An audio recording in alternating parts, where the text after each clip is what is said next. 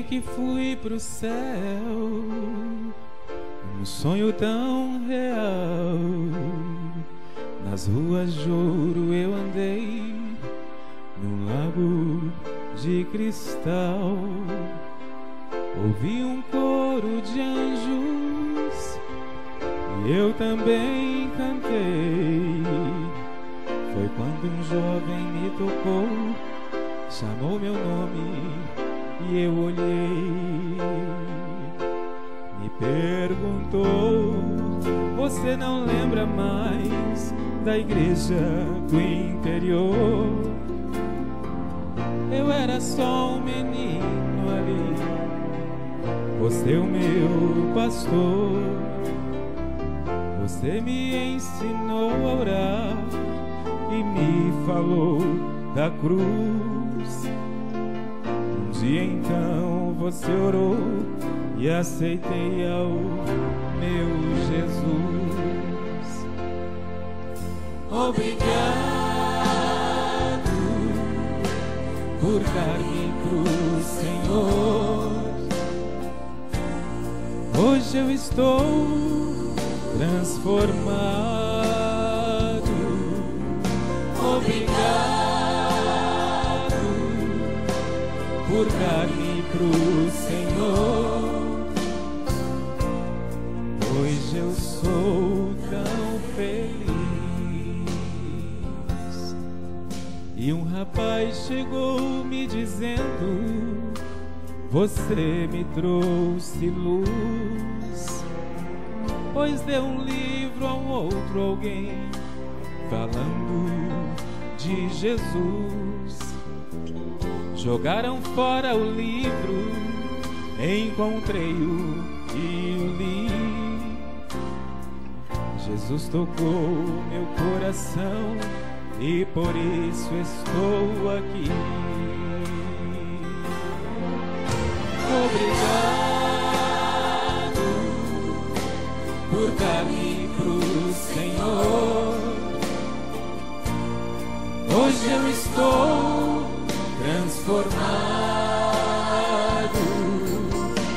Obrigado por dar-me pro Senhor. Hoje eu sou tão feliz. Um a um foram vindo, formando uma multidão. Vidas ganhas porque eu amei, tive fé e compaixão. Coisas simples e grandes que a vida ocultou. Na terra ninguém viu, mas os céus revelou. Eu sei que lá no céu ninguém irá chorar,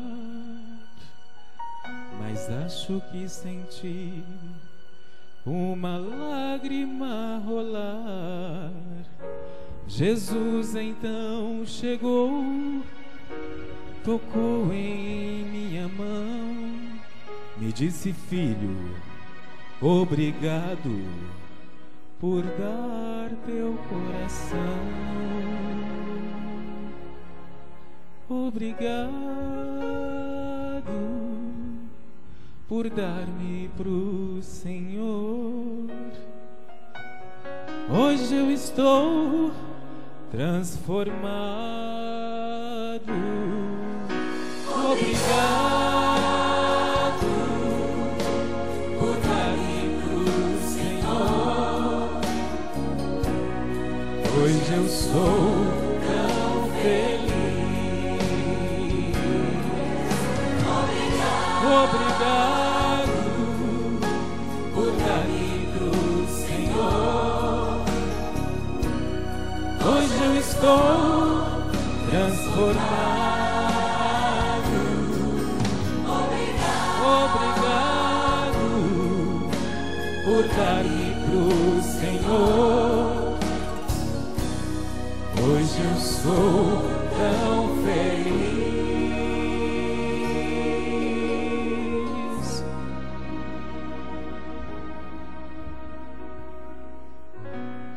Hoje eu sou tão feliz.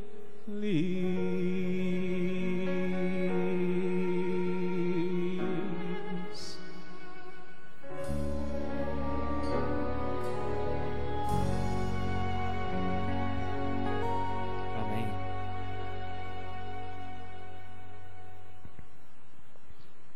Deus seja louvado, Disney.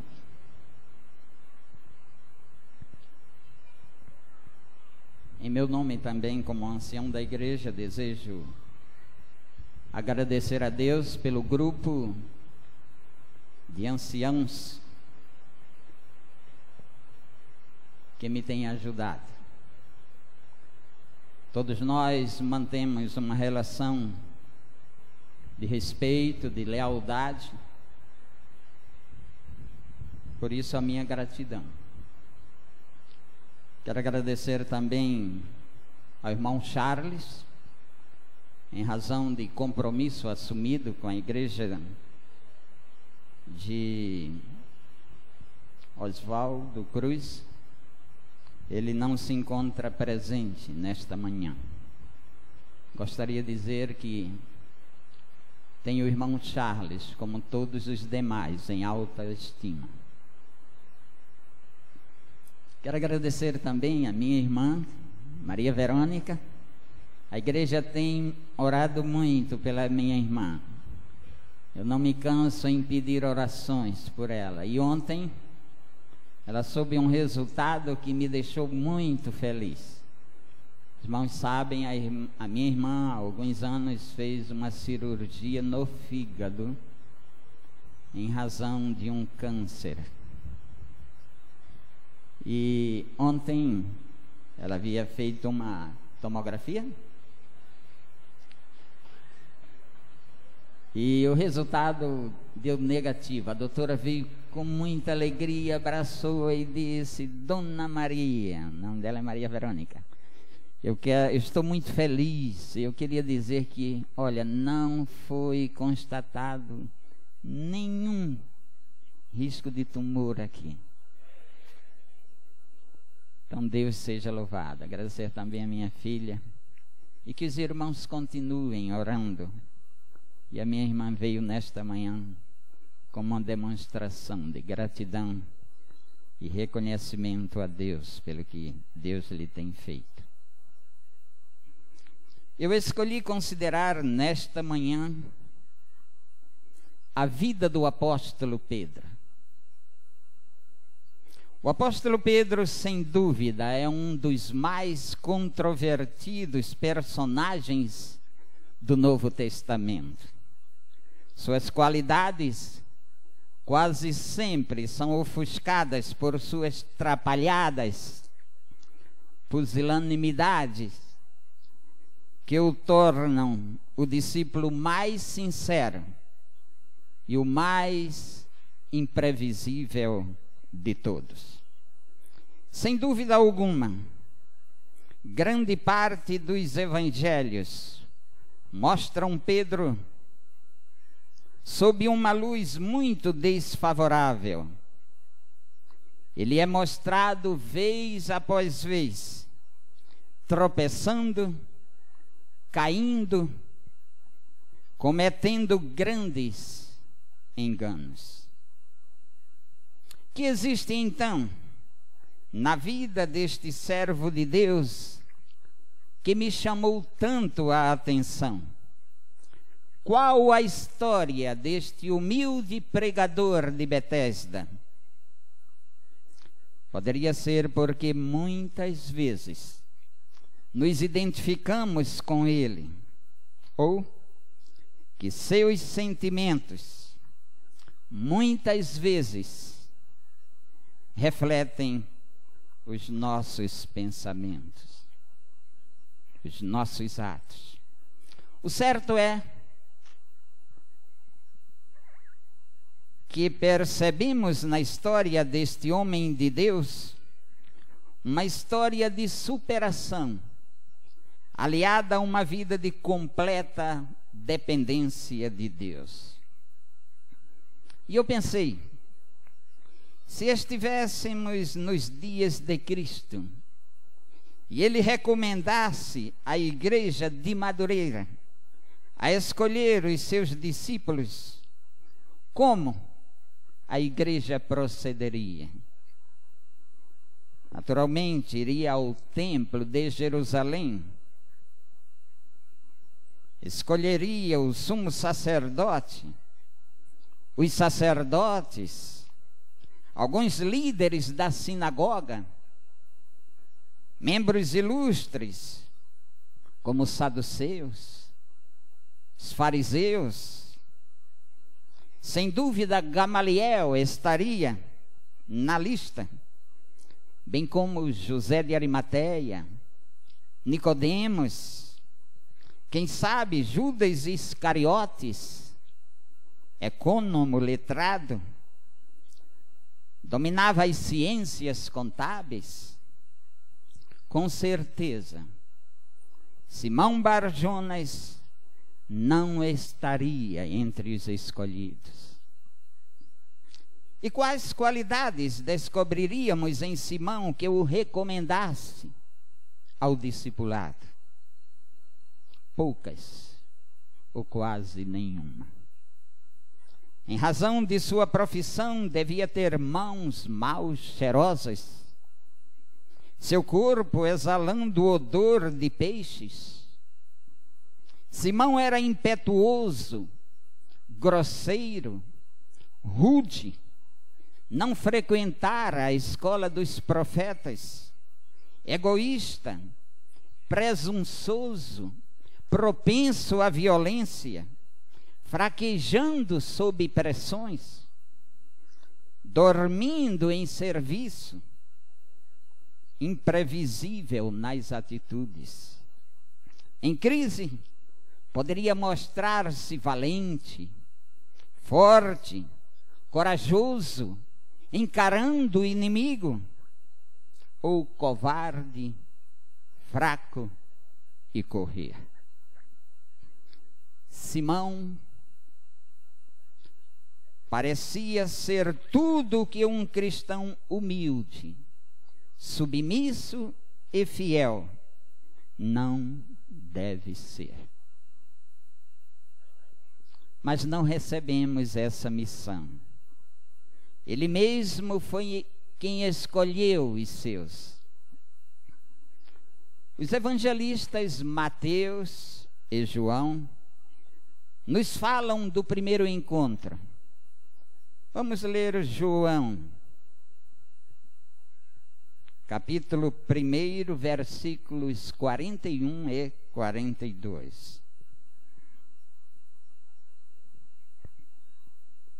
Amém? João 1, 41 e 42. Ele achou primeiro seu próprio irmão Simão, a quem disse: achamos o Messias, que quer dizer Cristo, e o levou a Jesus. Olhando Jesus para ele, disse: tu és Simão, o filho de João, tu serás chamado Cefas, que quer dizer Pedro. Era um dos últimos dias de novembro do ano 27. O livro Desejado de Todas as Nações, à página 123, terceiro parágrafo, fala-nos desse encontro. Diz assim: os olhos de Jesus pousaram nele, lendo-lhe o caráter e a história, sua natureza impulsiva, o coração amável e compassivo, a ambição e confiança própria, a história de sua queda e arrependimento, seus labores e morte de mártir. O Salvador leu tudo isto e disse: tu és Simão, filho de Jonas, tu serás chamado Cefas, que quer dizer Pedro. Ellen White o classifica como generoso, destemido e de coração amorável. Escolheríamos Simão agora. No início acompanhava Jesus ocasionalmente e depois voltava para pescar. Nessas pescas, seus pensamentos vagavam. Pensava em João Batista e sua prisão, Jesus e sua missão, e concluía que um futuro sombrio lhe aguardava. Essas reflexões o perturbavam. Em São Lucas, no capítulo 5, versículos de 1 a 11, fala-nos do segundo encontro, ou do segundo, digo melhor, chamado a Pedro. Isto aconteceu no fim do verão do ano 29. Portanto, 1 ano e meio após o primeiro chamado. 1 ano e meio com Jesus. E Pedro ainda não se convertera. Nesse encontro, Jesus lhe manda lançar ao mar as redes. Pedro via a impossibilidade de ser real a ordem do mestre. Haviam trabalhado toda a noite e nada pescaram. O mar da Galileia era de águas limpas. Visivelmente se viam cardumes. Mas, a despeito de tudo, Pedro viu em Jesus alguém que tinha poder sobre a natureza. E sob a sua palavra lançou as redes. Logo em seguida, Jesus o convida a ser pescador de homens. Isso está em São Lucas, capítulo 5, versículo 10 e 11. Mas esse milagre não modificara completamente a Pedro. Mais adiante, vemos Pedro discutindo calorosamente com os discípulos sobre quem seria o maior entre eles. Em São Mateus, capítulo 14, versículo 13, o vemos afundando nas águas por falta de fé. Em São Marcos, no capítulo 14, versículo 29, promete nunca escandalizar o mestre, mas o negou covardemente. Em São Marcos, no capítulo 14, 37, o vemos dormindo no Getsêmani, quando deveria estar orando. Por 3 anos e meio, Jesus se dedicou ao convívio, ao ensino, a estar com os discípulos e dessa forma ensinar-lhes os segredos do reino. Mas parece que esse tempo não foi suficiente para conceder a Pedro uma visão correta do Messias e sua obra. A semente caíra, mas ainda não dava bons frutos. Esse ainda não era o discípulo que naturalmente escolheríamos para Jesus. Jesus alertara a Pedro acerca do plano de Satanás de peneirá-lo como trigo. Pedro respondeu que estava pronto a ir com ele tanto para a prisão como para a morte. Pedro subestimou a ação do inimigo e superestimou a si mesmo. Ele pôs exagerada confiança no próprio eu, e aí começou sua ruína espiritual. Sabemos que vivemos no apogeu da psicologia da autoajuda. As livrarias estão cheias de obras que nos ensinam a confiar em nós mesmos. O cristianismo, contudo, diz exatamente o contrário.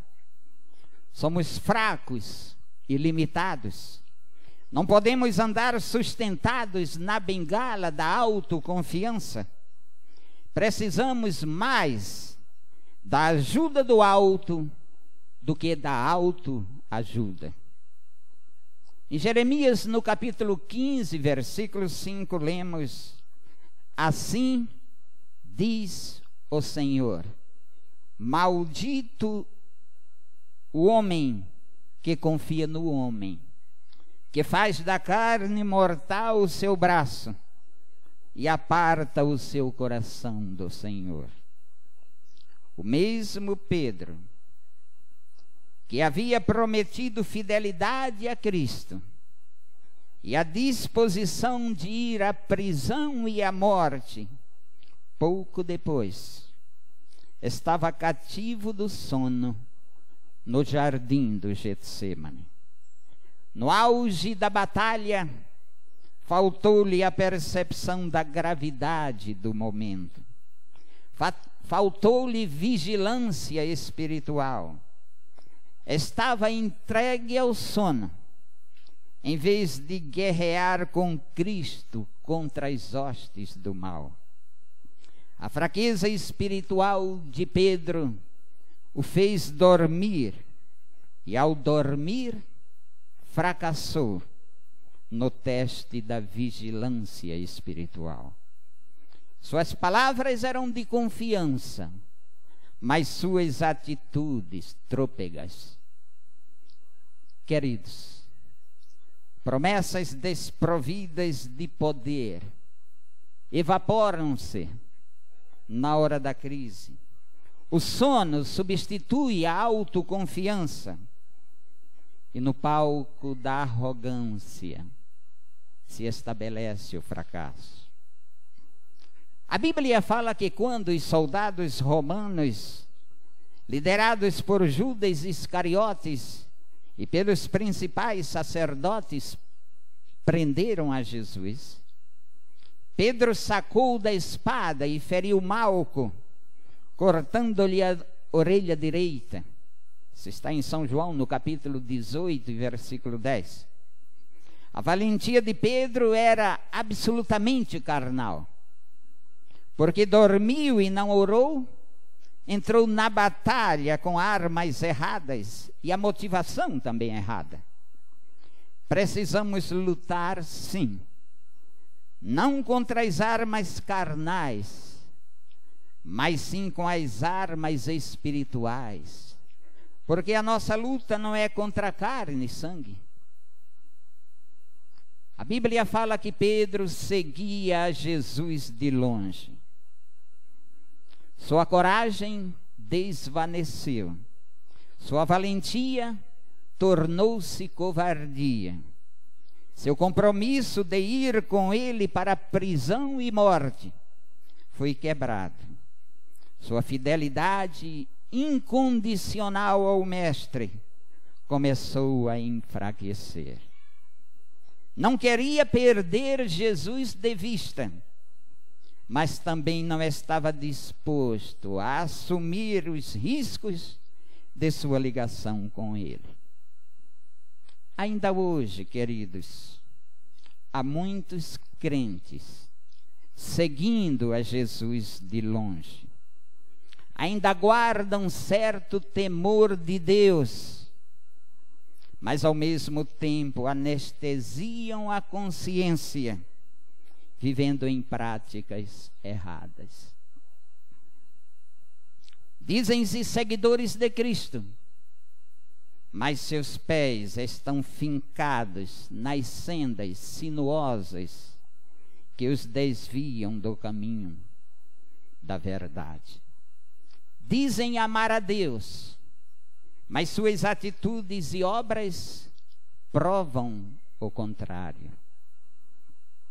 Estão na igreja, mas ao mesmo tempo estão no mundo. Prometem-lhe fidelidade, mas retêm para si o que é dele.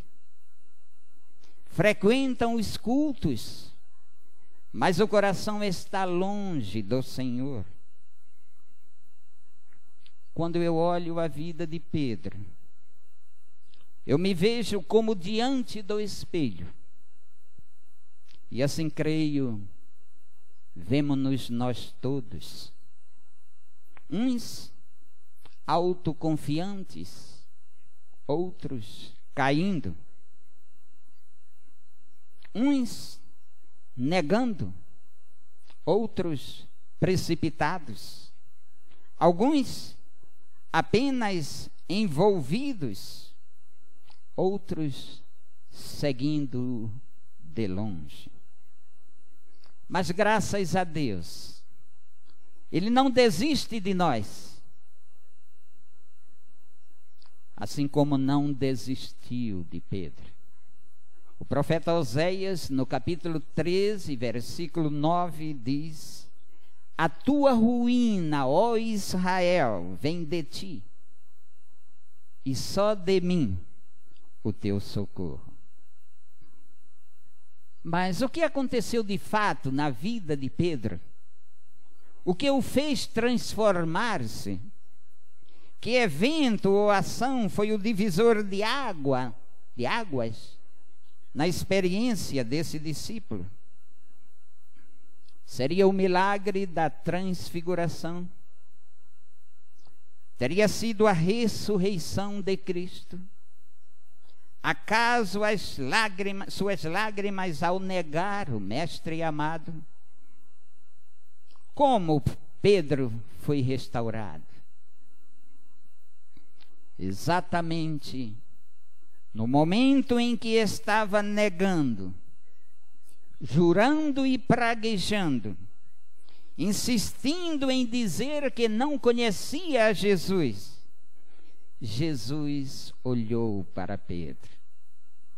Seus olhos penetraram-lhe a alma e radiografaram o seu coração. Aquele foi um olhar de tristeza, mas também de compaixão. O olhar de Jesus é cheio de ternura e misericórdia. Basta um olhar dele e toda a dureza do nosso coração se derrete. Seu olhar penetra as câmaras mais interiores de nossa vida. Seu olhar produz arrependimento para a vida. Seu amor nos conduz de volta a Ele. Após aquele penetrante olhar, Pedro chorou amargamente. Pedro não chorou a lágrima do remorso, nem derramou lágrimas de dissimulação, mas de arrependimento e conversão. Foi como o publicano, em sua contrição, em seu arrependimento, e como o publicano achou também de Deus graça, perdão. Logo após a ressurreição de Jesus, Jesus enviou um recado especial a Pedro. Nós encontramos no livro de Marcos, no capítulo 16 e versículo 7. São Marcos 16 e versículo 7. Mas ide dizei a seus discípulos e a Pedro, que ele vai adiante de vós para Galileia, lá o vereis, como ele o disse. Por que o fez? Se bem eu sei, queridos irmãos, creio que Jesus sabia que a essa altura Pedro já não se sentia mais digno de ser um dos seus discípulos. Havia negado seu nome, sua fé, suas convicções, seu apostolado e seu amado mestre. Mas Jesus não abre mão do direito que tem de ter-nos para Ele. Ele não abdica do seu direito de ter-nos totalmente. Podemos pensar em desistir de tudo, mas Jesus jamais desiste de nos amar. Mesmo quando somos infiéis, Ele permanece fiel. Jesus curou as memórias amargas de Pedro. O poder da ressurreição foi mais um instrumento que Deus usou para levantar Pedro. O triunfo de Cristo sobre a cruz, o diabo e Satanás, deixou Pedro maravilhado, tornando-se um pregador ousado. Sua mensagem total, sua mensagem central, era mostrar que o Cristo crucificado triunfou sobre a morte. A ressurreição de Cristo tornou-se a grande bandeira da mensagem de Pedro. A história de Pedro, meus queridos irmãos, é um triunfo, é um tributo ao que Deus pode fazer mesmo por meio do discípulo mais fraco. É maravilhoso saber, queridos, que tudo o que Cristo fez por Pedro também está disposto a fazer por nós hoje. A mesma oração que Cristo dirigiu aos céus por Pedro, Ele a faz por todos nós.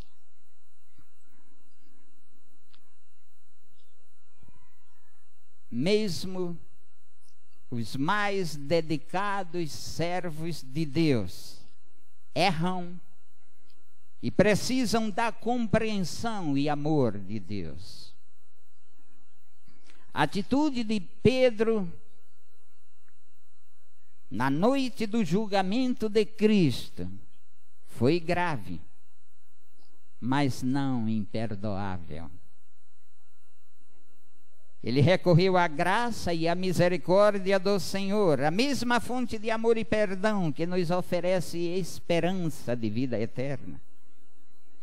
Pouco depois que Cristo retornou aos céus, Pedro tomou o papel de líder entre os crentes, uma congregação de aproximadamente 120 pessoas.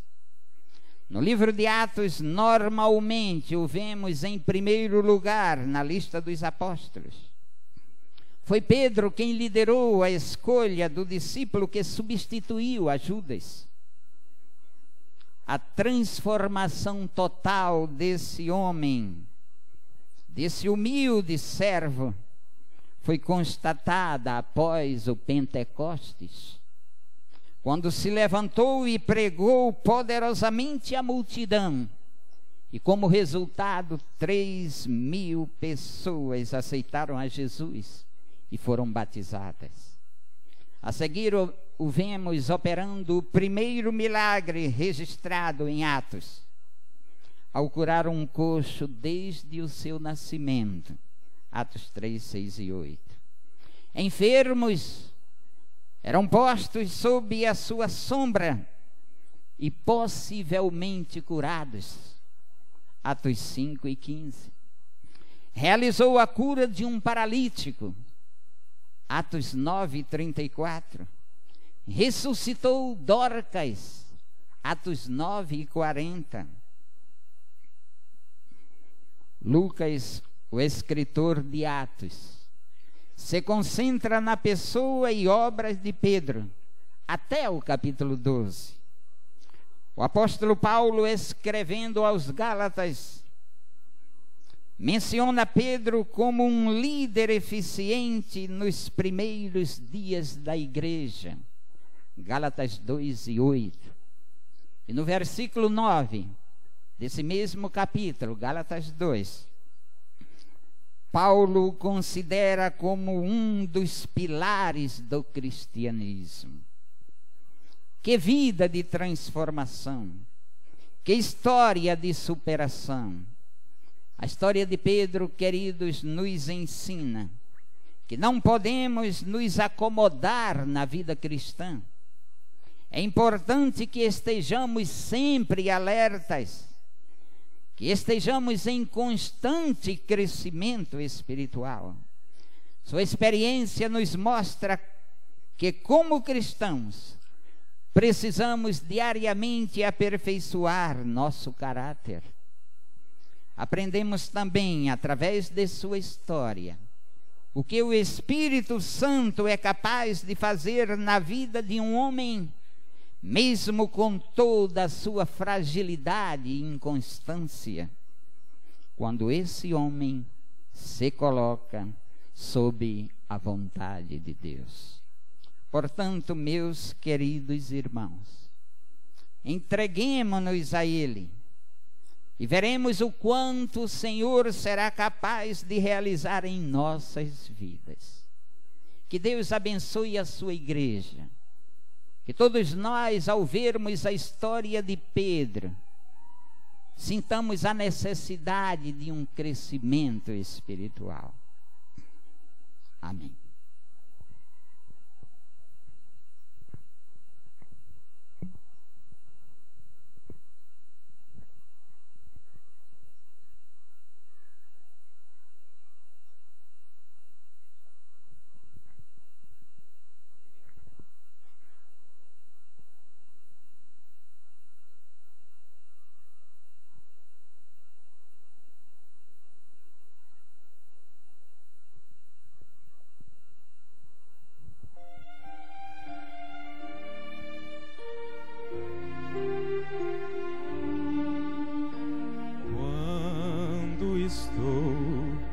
Cansado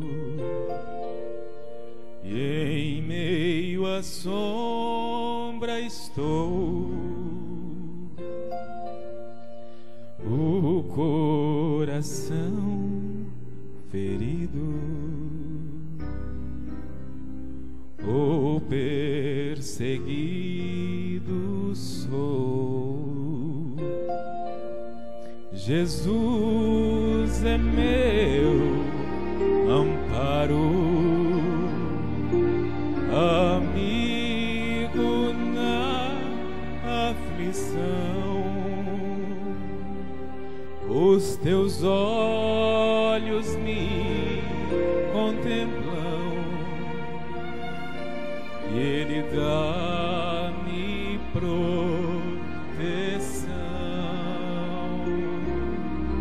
Os teus olhos me contemplam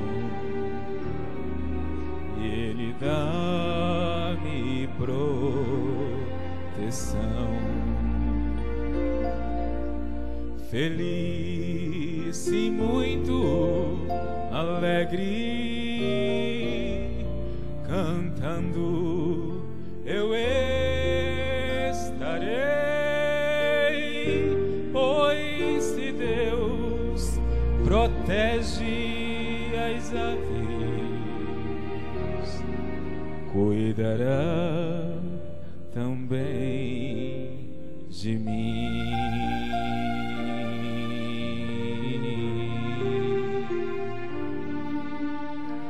Quando eu sou tentado na escuridão da dor, se longe tenho estado do teu tão meigo amor, eu volto sem receio ao meu bom Salvador. Eu volto sem receio ao meu bom Salvador.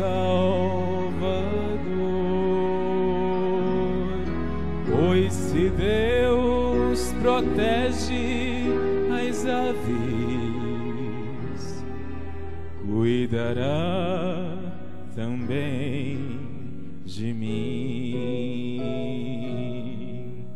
Feliz, sim, muito alegre, cantando eu estarei, pois se Deus protege as aves, cuidará também de mim. Pois se Deus protege as aves,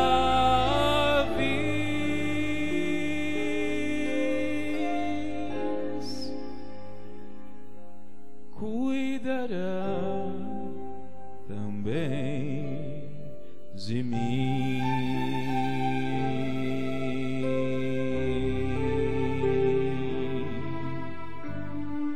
Amém.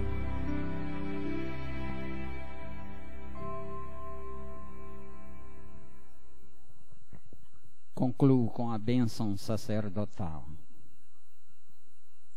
O Senhor te abençoe e te guarde. O Senhor faça resplandecer o seu rosto sobre ti e tenha misericórdia de ti.